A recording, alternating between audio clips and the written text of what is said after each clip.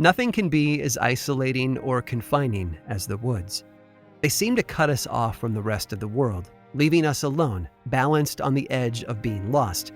Even in these thoroughly modern times, the woods seem to exist as a reminder that so much of the world is outside of our control. Sure, we could stay on the path, but those narrow routes between the trees only give us the illusion of control, like a trail of breadcrumbs.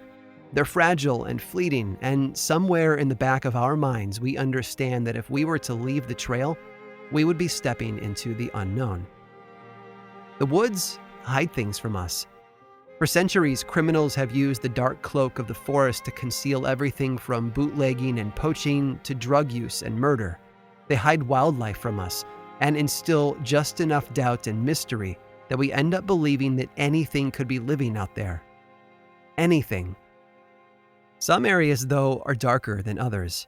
In some places, the woods are more than just a gathering of trees and undergrowth. There are locations in our world that are consistently avoided, plagued by rumor, and dense with fear. To step into one of those places is to abandon all safety, all reason, and all hope. I'm Aaron Mahnke, and this is Lore.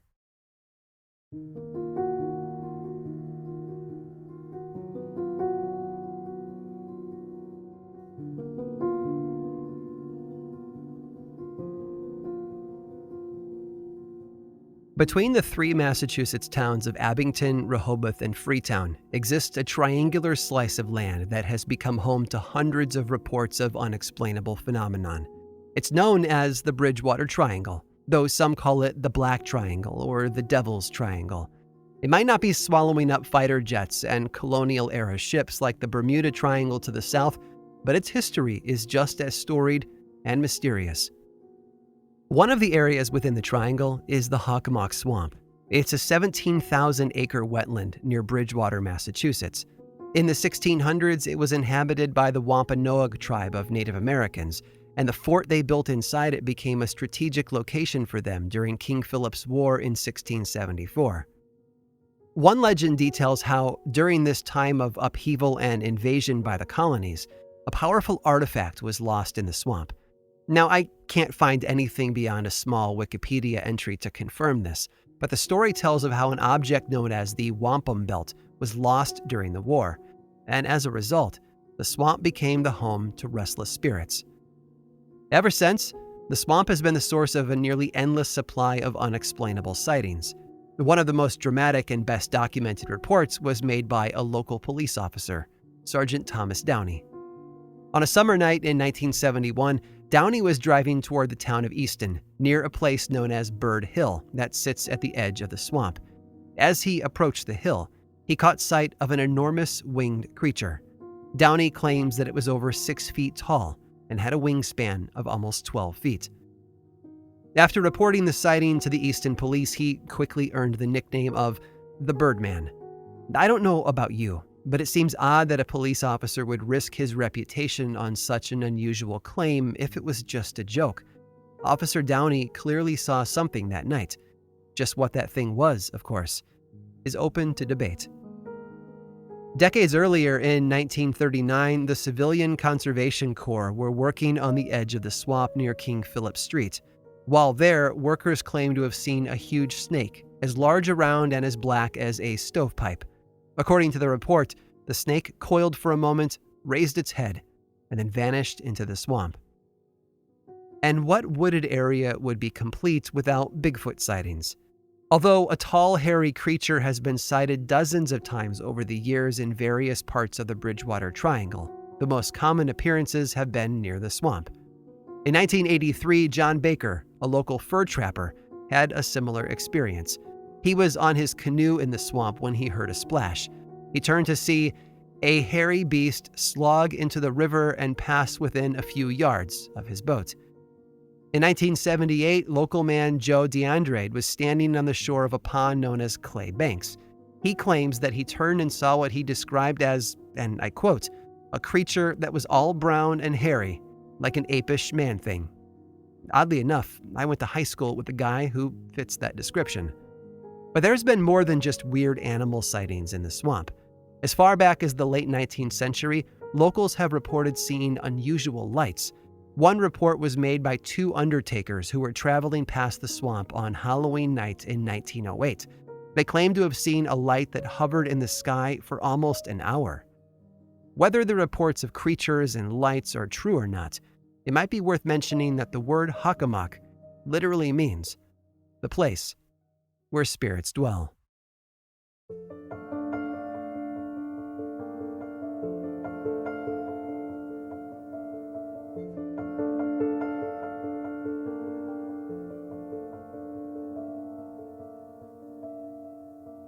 Another hotspot in the southeastern corner of the triangle is the Freetown State Forest.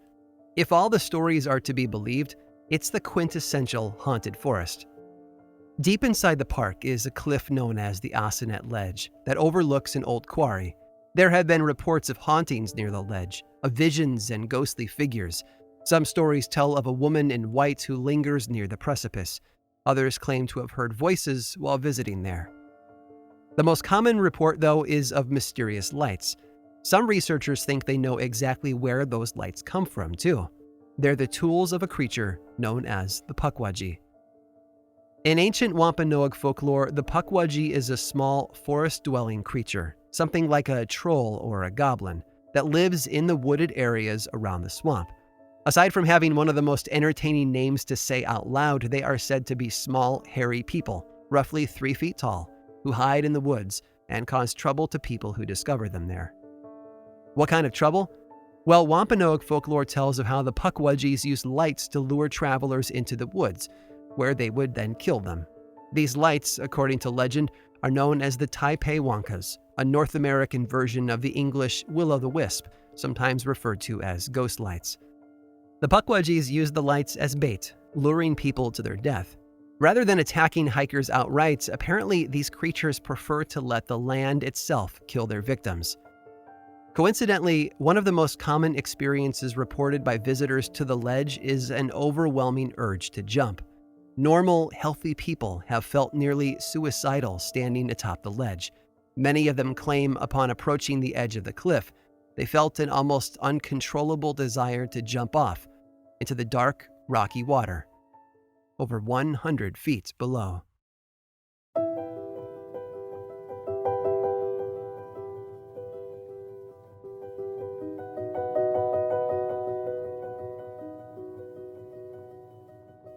One story in particular bears repeating. Bill Russo was a welder from Raynham, Massachusetts. He worked long hours, and for the 6 years prior to his retirement, he worked a late shift from 3 p.m. until midnight. By the time he got home from work each night, Bill's dog Samantha would be in desperate need of a walk. And so, before bed, Bill would take her out and let her get some exercise. They kept this habit up each and every night, no matter the season or weather. On a night in 1995, Bill took Samantha out for their usual midnight walk. Their typical route was to stay on the sidewalks and head toward the center of town. But on this night, they made a change. Bill decided on a whim to cut through his own backyard and head along a trail through the woods alongside the swamp. Not a choice I would have made, mind you, even with a German Shepherd and Rottweiler mix as my companion. About half a mile into their walk, at a place where the path was crossed by a road, Samantha began acting odd. She was tugging at the leash and trembling, and kept glancing back at Bill with worried eyes. Bill tugged at the leash to lead her home, but the dog wouldn't budge. She just whined and quivered where she stood. After a moment, Bill began to hear the sound that had frightened his dog. It was a thin, high-pitched voice, faint at first, but growing louder as it continued. And even though Bill couldn't understand what the voice was saying, it kept repeating the same sounds. "Ee-wah-chew," it seemed to say. "Ee-wah-chew." It was midnight, in the woods, so of course Bill couldn't see anything. But he tried. He scanned the trees and bushes for whatever could be making the sounds. There was even a streetlight nearby, casting a circle of pale light on the pavement, but he didn't see anything. And then, suddenly, something stepped into the light. According to Bill, it was perhaps 4 feet tall, covered in hair, walked on 2 legs like a human. and looked to weigh no more than 100 pounds. It was naked and pot-bellied and looked nothing like anything Bill had ever seen before in the swamp. And as it stepped out of the trees and into the light, it continued to speak to him. "Iwa-chu," it said. "Here. Here." Bill and Samantha stood frozen to the ground, paralyzed with fear, and as the dog continued to whine and shiver, the creature lifted its arms and beckoned them to follow. "Iwa-chu," it said again, motioning to them. "Here." Bill claims that he tried asking the creature a few questions, but it only replied with the same nonsense it had already said. Not knowing what else to do, Bill managed to tug Samantha after him, and they both turned and headed home. They didn't look back.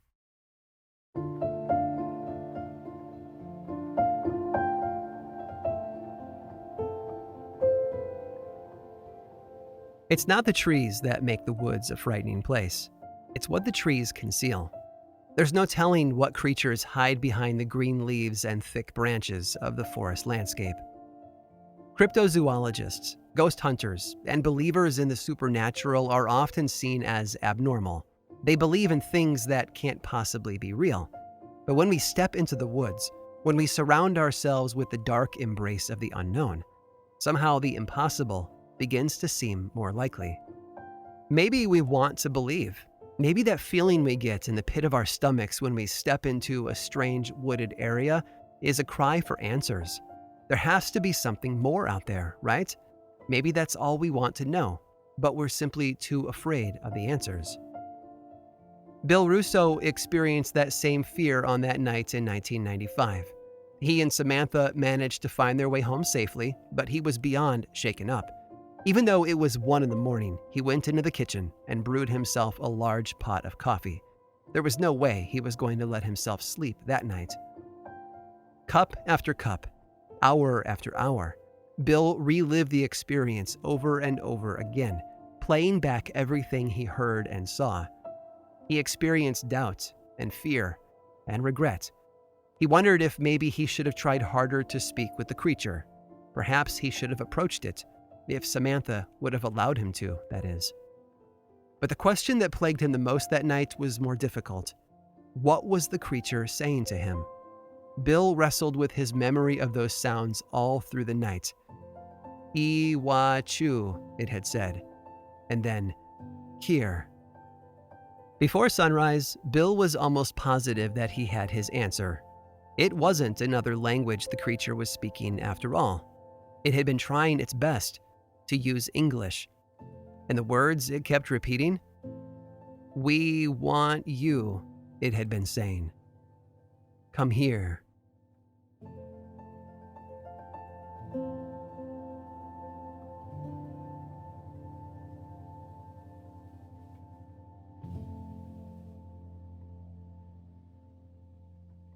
Stories of tiny forest creatures that cause problems for their human neighbors are certainly frightening and entertaining, but they are far from isolated to the Bridgewater Triangle. In fact, it doesn't take much to find echoes of those legends in countless other places. Creatures similar to the pukwudgie have been spotted over the centuries, and I've tracked down another example that's sure to give you some chills.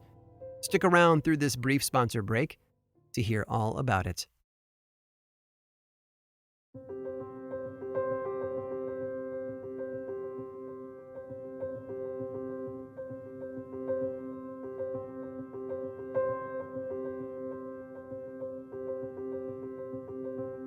If we take away its name and geographical home, the pukwudgie actually gets bigger.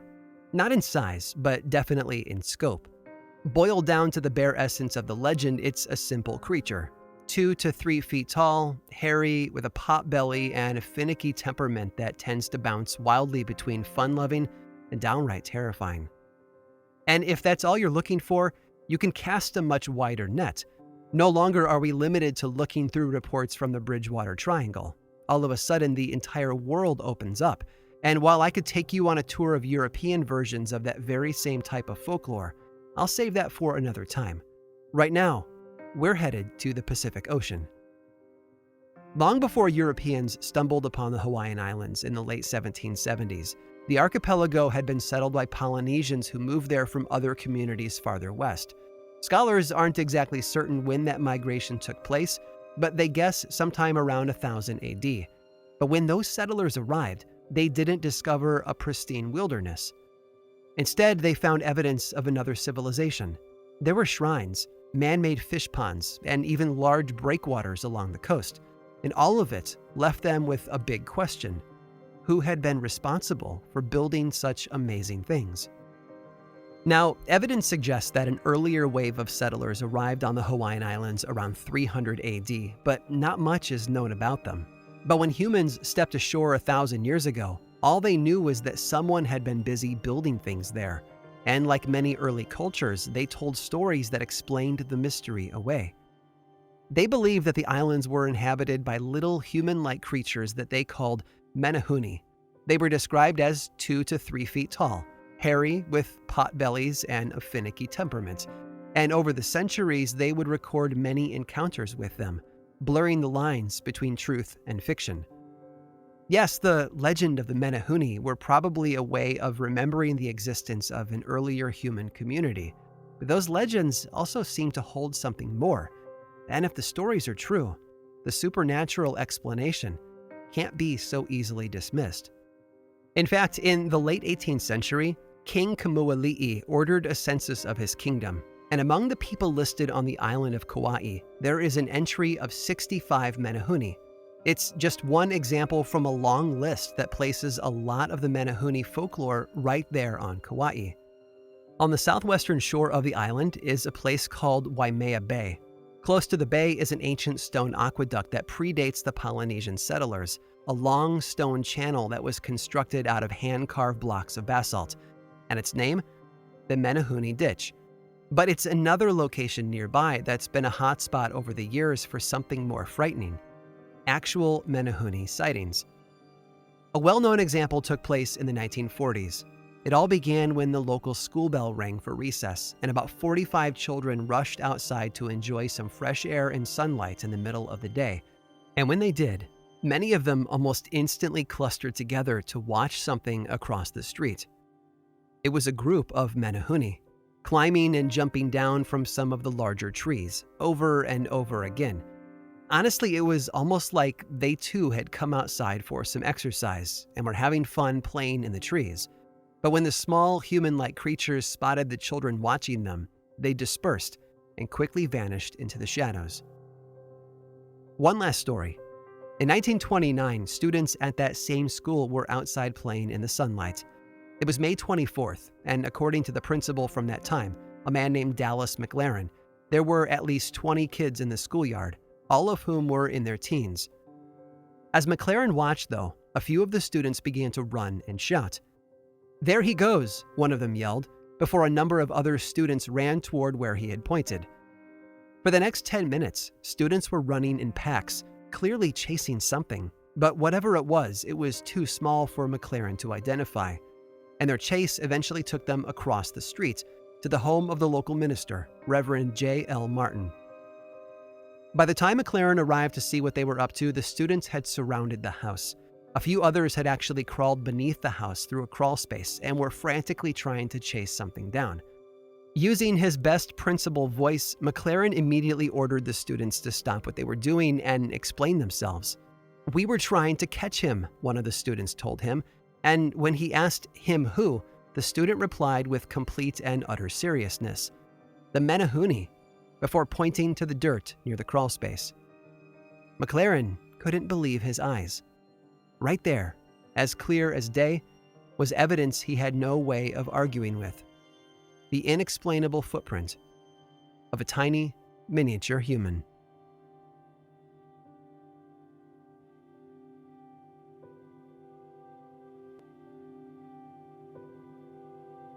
This episode of Lore was researched, written, and produced by me, Aaron Mahnke, with music by Chad Lawson.